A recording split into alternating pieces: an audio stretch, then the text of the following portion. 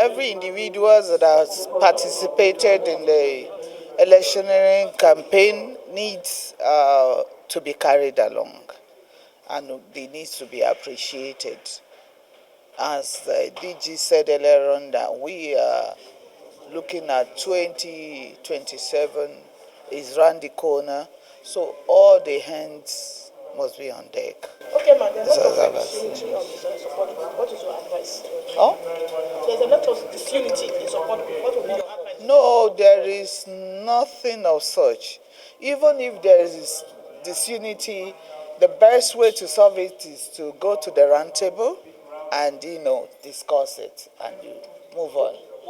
So even in your family, you have misunderstanding and you venture back home, settle it, and you move on.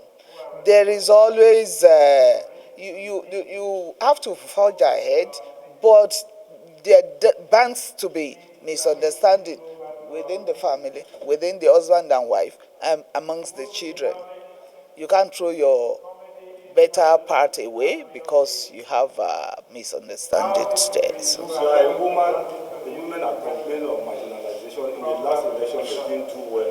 What will you want the president-elect to do for the women? Well, that's a good one. The president-elect, as we all know him, is a unifier and is an he for she.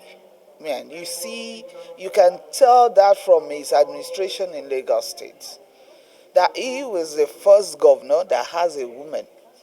He has a woman as a deputy, and from that moment onward, we've been having women as deputy in Lagos State. This is the only time that we are going to have a man deputy governor because of the religion disparity.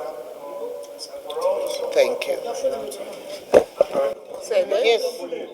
My name. Okay. My name is Folashade Tinubu Ojo. Thank you. Iyaoloja-General.